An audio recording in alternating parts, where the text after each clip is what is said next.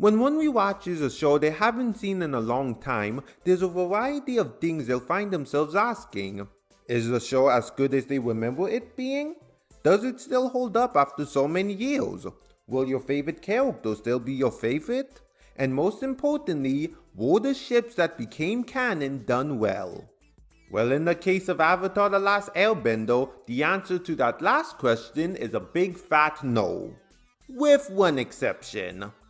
While Avatar The Last Airbender is still a phenomenal series with great action scenes, memorable characters, and having one of the best redemption arcs of all time, it failed miserably when it came to writing romance.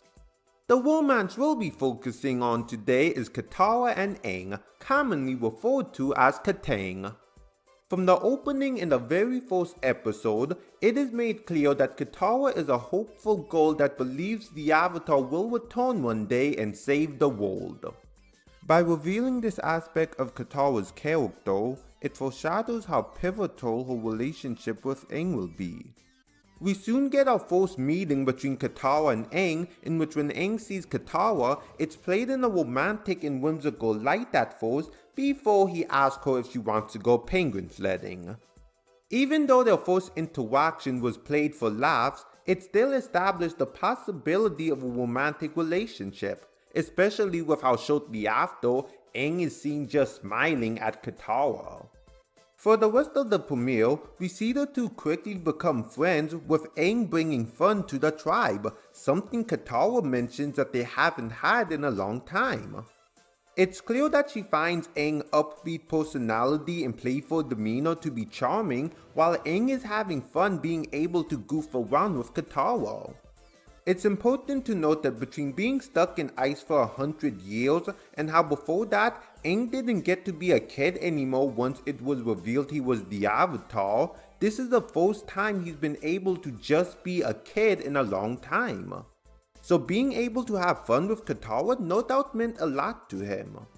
As a result of the two becoming fast friends, Katara was very protective of Aang, since when Sokka accused Aang of being a traitor due to accidentally triggering a Fire Nation signal, Katara quickly defended him, since just from the brief time they spent together, she knew Aang was a good person. It was important to form a friendship between the two, since when it's revealed that Aang is the Avatar, Katara seeks out to rescue him not because he's the Avatar, but because they're friends. So Katara and Aang being friends? I can buy that 100%. Them becoming a couple, however, is something I cannot.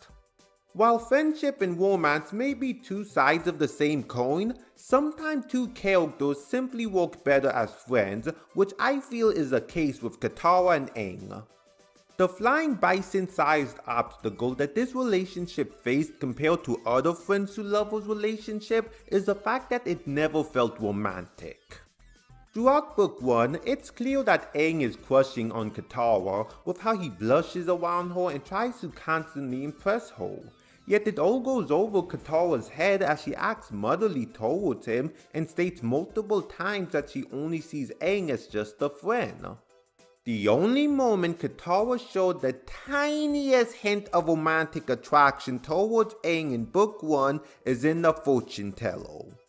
After Aang saves the village from the volcano, Sokka comments about how powerful Aang is, which seemingly gets Katara to start thinking if Aang is the powerful bender that she will one day marry that Aunt Wu predicted. Yet there's never any follow-up to that plot point, nor does it create a shift in her and Aang dynamic. Things don't improve much in book 2 in terms of their romantic progression. While Aang is still head over heels in love with Katara, Katara might as well be as blind as Toph with how oblivious she is of it.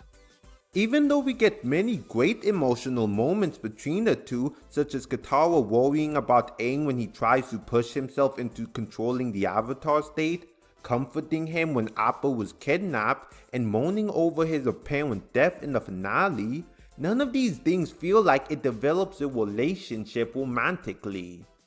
Now I'd be remiss if I didn't mention the episode The Cave of Two Lovers, since it's a big episode for Katang. Yet like with other episodes in book 2, it does deadly squat to push their relationship in a romantic direction. So, Katara acts embarrassed when she suggests that she and Aang could kiss in order for the two of them to escape the cave, and gets angry when Aang accidentally rejects her, but both are understandable reactions. Katara suggesting the idea of the two of them kissing seemed to be less about her having feelings for Aang and more so feeling flustered about the idea. This checks out considering how after the two kiss, Aang is shy and nervous about what just happened, whereas Katara doesn't give the kiss a second thought. Normally in these situations, a kiss between two characters propels their relationship one way or another. This typically happens with relationships in which both parties have some level of mutual attraction to each other, even if one of them isn't fully aware that they have feelings for the other. Yet that isn't the case here, since again, not only does Katara not reflect on the kiss at all, but it's also never brought back up in the series. Lastly, there comes book 3, in which it not only continues to fail at progressing Katang worse than Zuko is at making tea, but it also cemented how the show dropped the ball with this ship. In the Day of the Black Sun, as everyone prepares to invade the Fire Nation, Katara has a heartfelt conversation with Aang about how they've been through a lot together, along with how Aang has changed since they first met, with her being proud of him. No doubt realizing that this may be his final moment with Katara, Aang spontaneously kisses her before flying away. Now I want to break down all the things that went wrong with how the kiss was framed, starting with Katara's body language. At first she's shocked, which is typically the initial reaction to this kind of kiss. But it's her reaction afterward that ruins it. While she does lean into the kiss and blushes, she didn't seem to enjoy the kiss. This is further cemented when she glances to the side in confusion. Seriously, does this look like the face of someone who enjoyed the kiss? When a piece of media utilizes a variation of the surprise kiss for a romance that they've been building up to, it shows the one being kissed showcasing some form of happiness. Notable examples include Kim and Wan from Kim Possible, Wen and Noah from Ruby, and, ironically enough, Sokka and Suki. Yet again, this isn't the case here. But okay, having Katara being confused about the kiss isn't a bad thing, since it could serve as Katara trying to figure out if she has feelings for Aang or not. Except, just like all the other moments that could have served as a chance to explore Katara's feelings for Aang, it didn't. Instead, we went several episodes with the kiss not being mentioned until Ember Island play. After getting frustrated about the play over how it depicted Katara seemingly only viewing him as a little brother, Aang storms out in frustration with Katara checking up on him. He ends up venting to her about how she seemingly doesn't have feelings for him regardless of the play bending the truth, since he thought that after their kiss during the invasion they'd be together, but they aren't. Yet when Katara explained how she doesn't know how she feels about him and that she can't figure it out with how there's more important things to worry about since they're in the middle of a war, Aang is upset that she haven't figured out her feelings for him. Not only does this make Aang come off as incredibly insensitive and pushy, but it also highlights one of the big reasons this dynamic just doesn't work romantically. Aang never considered Katara's feelings for him. He wants to be with her so badly that he seemingly can't comprehend why Katara is struggling with her feelings for him without even considering that she may not feel the same way.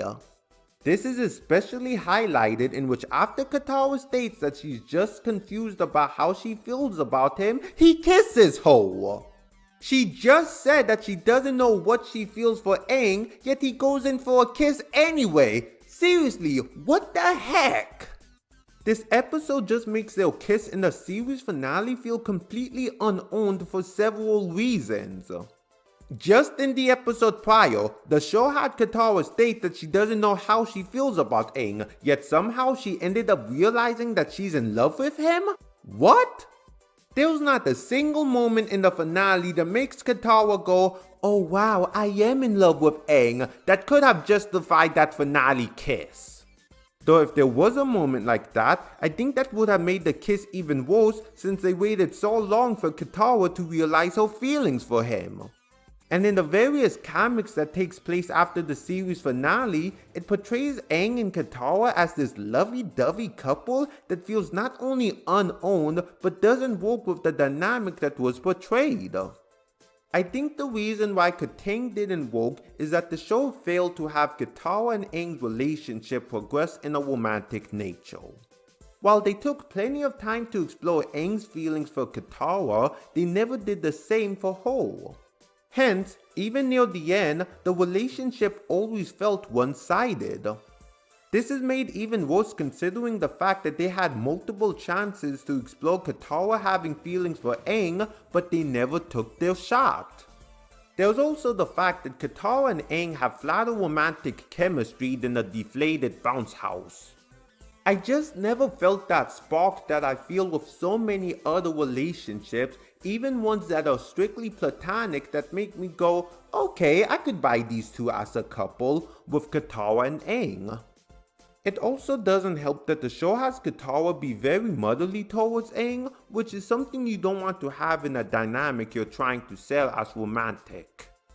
Katang is a ship that I believe I enjoyed as a kid, but after rewatching the series, I now roll my eyes at. It's definitely one of those ships in which both characters have better romantic chemistry with other characters instead of each other. But what do you think of Katang? And how do you think it was handled? Do you think it was done well, or do you think it was a train wreck? Let me know in the comments below. And as always, make sure to like this video, subscribe to my channel, and click the bell so you'll be notified when I make a new video. If you want to follow me on social media, you can follow the links to them in the description box below. Until then, I'm Meowta here.